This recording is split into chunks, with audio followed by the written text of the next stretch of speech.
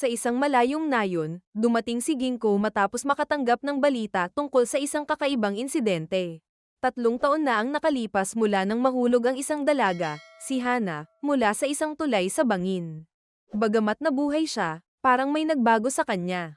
Isang binata na may pangalang Zen ang nagdurusa sa kanyang pagbabago, dahil matagal na niyang minamahal si Hana. Ikinwento ni Zen kung paano sila dapat tatakas ng gabing iyon, dahil sa sapilitang ipapakasal si Hana sa isang mayamang pamilya. Ngunit sa gitna ng tulay, nagbago ang isip ni Hana at umatras. Sa kanyang pag-atras, nadulas siya at tuluyang nahulog sa bangin.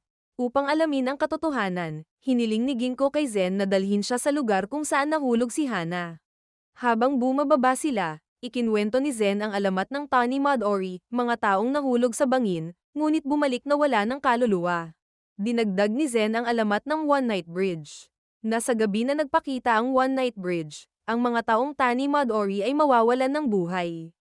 Sa pagdating sa ilalim, natuklasan ni Ginko ang isang uri ng mushi na tinatawag na Niskazura. Ipinaliwanag ni Ginko na ang mga mushi na ito ay nangangailangan ng sikat ng araw upang makalabas sa bangin. Dahil hindi nila ito kayang gawin ng mag-isa, ginagamit nila ang mga patay na katawan bilang pansamantalang sisidlan upang makaipon ng sapat na enerhiya. Lahat ng nilalang na may Tani Madori o mga bangkay na may mushi na Niskazura ay maggugrupo-grupo at magmamigrate at iiwan ang bangkay na sinapian nila. At hula ni Ginko, iyon ang One Night Bridge na lumalabas lang once every 20 years. Naalala ni Zen na sa taon ng 40th na kaarawan ng lolo niya huling may nakakita sa One Night Bridge at ngayong taon ang 60th birthday nito. Hiniling niya kay Ginko patagilan ng konti ang pagtawid ng mushi sa One Night Bridge para may konting oras pa siya kasama si Hana, ngunit nag-alangan ito. Napagtanto ni Ginko ang isang malagim na katotohanan, si Hana ay matagal nang patay, at ang mushi lamang ang dahilan kung bakit siya buhay pa sa paningin ng lahat. Nang ipaalam ito ni Ginko sa ina ni Hana, nagmakaawa itong alisin ang mushi sa katawan ng anak niya. Ngunit tumanggi si Ginko, dahil kung aalisin niya ang mushi, tuluyan nang mamamatay si Hana. Binanggit ni Ginko ang legend ng One Night Bridge. Nakita ng di inaasahan ni Ginko si Zen at nag-invite si Zen sa bahay niya na doon muna magpalipas ng gabi si Ginko. Kinagabihan, may isang taong palihim na pumutol sa tulay, at naging imposibleng makalabas ang sinuman mula sa nayon. Kinabukasan, nakita ni Zen si Hana na naglalakad sa kakahuyan. Niyakap niya ito ng mahigpit dahil alam niyang nalalapit na ang pag-alis ng mga mushi. Nakita sila ng magulang ni Hana at lumabas mula sa katawan ni Hana ang mga mushi. At sa isang iglap, huminto ang kanyang paghinga, si Hana ay wala na ng tuluyan. Habang pinapanood ito ni Zen, naguho ang mundo niya. Natagpuan siya ni Ginko at ipinaalala na ngayong gabi, magaganap ang One Night Bridge, ang tanging pagkakataon upang makaalis siya sa nayon. Dumating ang gabi, at nagsimula ng mabuo ang mahiwagang tulay sa pagitan ng bangin. Pinayuhan ni Ginko si Zen, kapag tumawid siya, hindi na siya maaaring bumalik dahil mahuhulog siya. Ngunit sa bawat hakbang, sumasariwa sa isip niya ang imahe ni Hana at ang kanyang pagkawala. Hindi niya matanggap na kailangan niyang iwan si Hana. Hindi niya kayang apakan ang tulay na bumubuo ng mga mushi na dating bumuhay sa kanya. Dahil dito, umatras siya. Ngunit ang One Night Bridge ay mahina sa direksyong iyon, at sa sandaling umatras siya, bumigay ang tulay. Sa isang iglap, bumagsak siya sa bangin, tulad ng nangyari kay Hana 3 taon na ang nakalipas. Samantala, nakatawid si Ginko. Ngunit hindi na niya narinig pa ang tungkol kay Zen. Kinabukasan, isang anino mula sa nakaraan ang bumalik, si Zen, ngunit hindi na siya ang dating siya. Ang binatang minsang umibig, ngayon ay isang kaluluwang pagmamay-ari na rin ng mushi.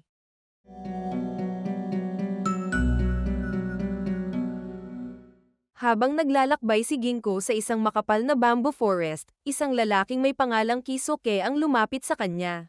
Sabi ni Kisuke, hindi niya mahanap ang daan palabas ng gubat, kaya nakiusap siyang sumama kay Ginko.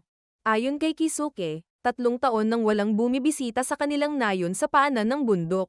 Subukan mang lumabas ni Ginko at Kisuke, pabalik-balik lang sila sa parehong lugar. Kahit tama ang direksyon sa compass ni Ginko, tila may hindi nakikitang puwersang humahadlang sa kanila. Napagdesisyonan nilang magpahinga muna at doon nalaman ni Ginko na may asawa si Kisuke, si Setsu, at mayroon silang anak na kasama nilang nakatira din sa kagubatan. Sa wakas, nakalabas din si Ginko at nakarating sa nayon.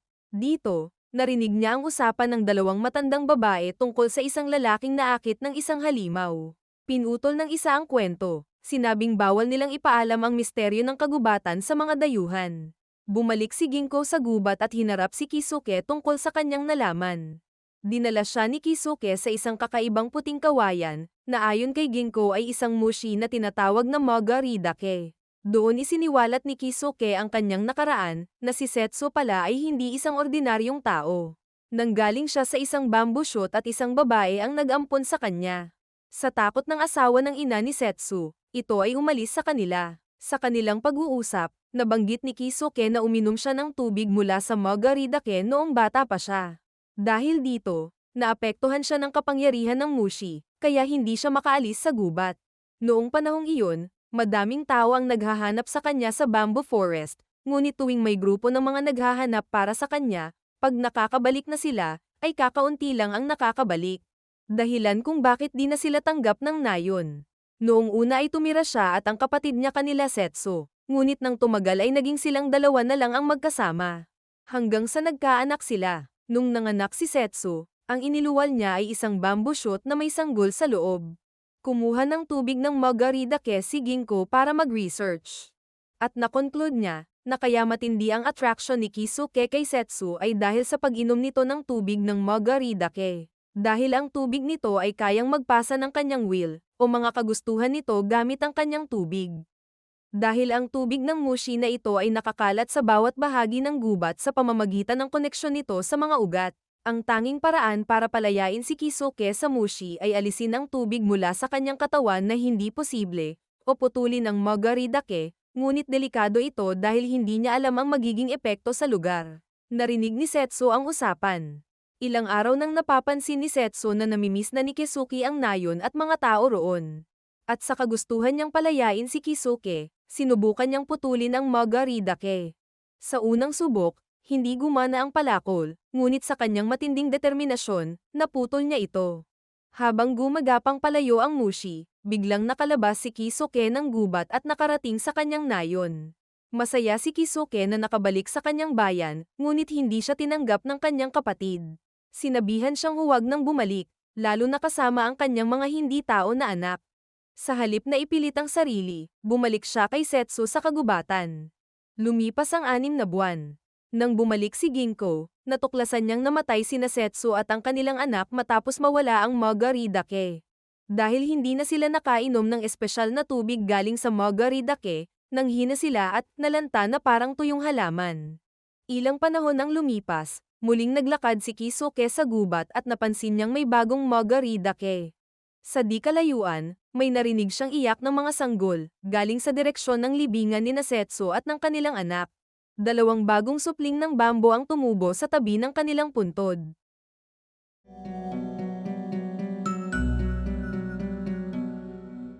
Habang naglalakbay sa bundok, sa gitna ng winter, naghanap ng matutuluyan si Ginko at napadpad siya sa isang bahay.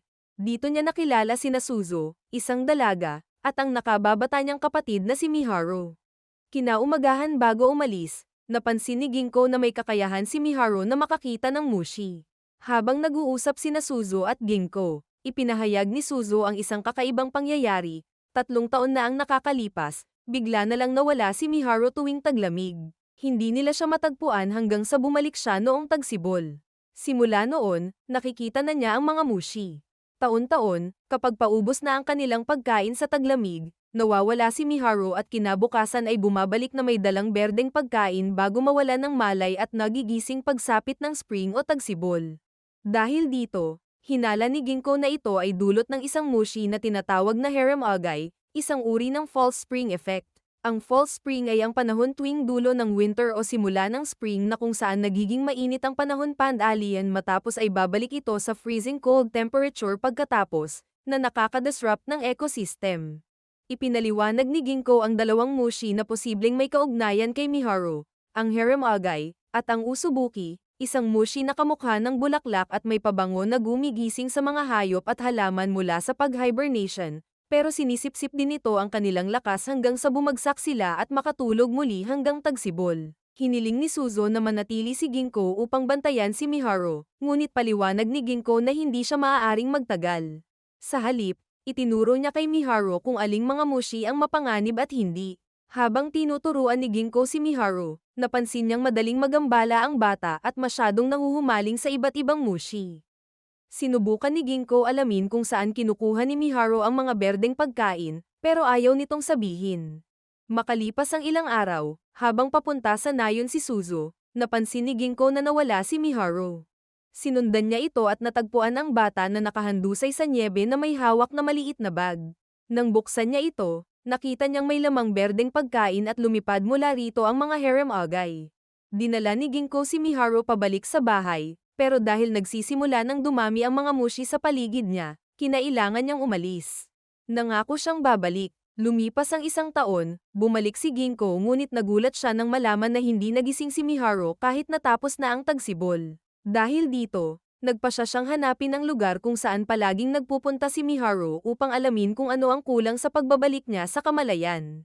Sa paghahanap, nakakita siya ng isang paru-paro at sinundan ang amoy nito. Natagpuan niya ang isang maliit na lugar na puno ng berde at buhay na halaman kahit taglamig. Habang sinusuri niya ito, biglang lumamig ang paligid at nagsimulang mawalan ng malay ang mga hayop. Naramdaman din niyang inaantok na siya. Napansin niya na may mga paru-paro na hindi naaapektuhan ng nangyayari at nahuli niya ang isa. Habang inaalagaan ni Suzo si Ginko, hindi niya sinasadyang mapakawalan ang nahuling paru-paro sa loob ng bahay. Nang sumapit ang tagsibol, sabay na nagising si Ginko at Miharu. Nalaman ni Ginko na ang paru-paro ay nagiging bulaklak na naglalabas ng pabango na siyang gumigising sa mga nahulog sa mahimbing na tulog. Ipinaliwanag ni Miharu na kung hindi niya nailabas ang paru-paro, kusa siyang madray-gising dahil ito ay magiging bulaklak. Dito napagtanto ni Ginko na ginagamit ni Miharu ang usubuki bilang senyales upang tawagin ang harem agay. Sinabi ni Miharu na gusto niyang panatilihin ang sikreto ng mga paru-paro dahil gusto niya ang mga ito. Napangiti si Ginko at sinabi niya na hindi kaibigan ang mga mushi pero parang isa silang kakaibang mga kapitbahay. At walang masamang magka-interes sa kanila. Bago umalis, nangako si Ginko na babalik, pero hindi na sa taglamig.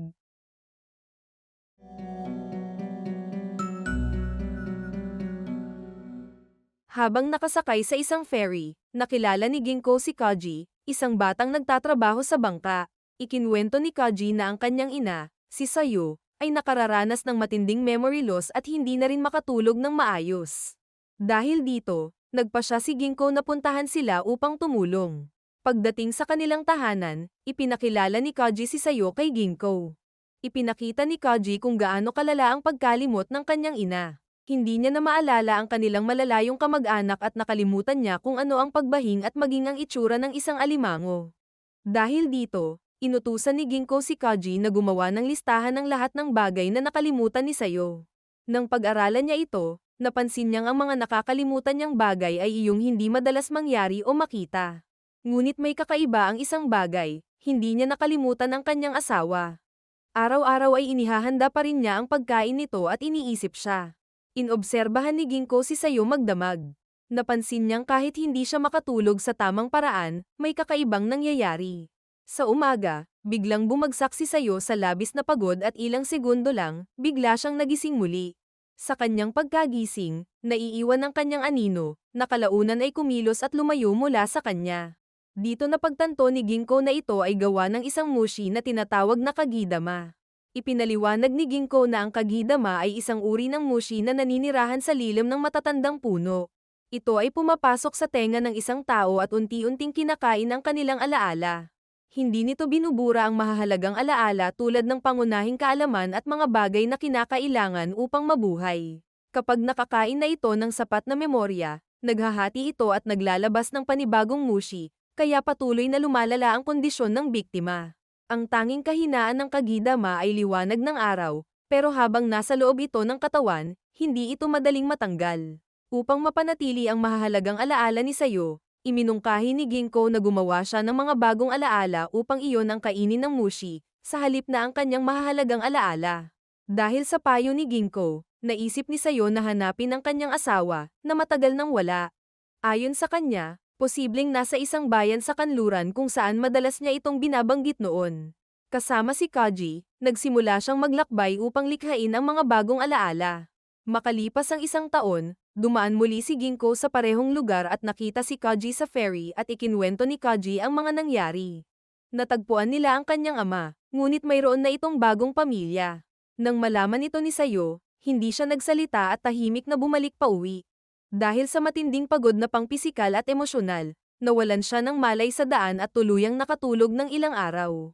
Habang natutulog si Sayo, sinabi ni Kaji na naramdaman niyang may malaking kagidaman na lumabas mula sa katawan ng kanyang ina. Pagkagising ni Sayo, hindi na niya maalala ang kanyang asawa, pati na rin ang maraming bagay mula sa kanyang nakaraan. Ngunit, naalala pa rin niya si Kaji at ilan sa mga pangunahing kaalaman sa buhay. Bumalik sila sa kanilang tahanan, at bagamat nakakagawa na siya ng bagong alaala, kinakalimutan niya ito sa susunod na araw. Sa kabila ng lahat, patuloy na namuhay si Sayo at si Kaji. Bagamat patuloy siyang nakakalimot, hindi na niya ito iniinda tulad ng dati. Bago umalis si Ginko, naiwan ng isang mapait ngunit mapayapang katotohanan. Hindi lahat ng alaala ay mananatili, pero ang mahalaga ay ang kasalukuyang sandali at ang mga taong nariyan pa rin para sa iyo.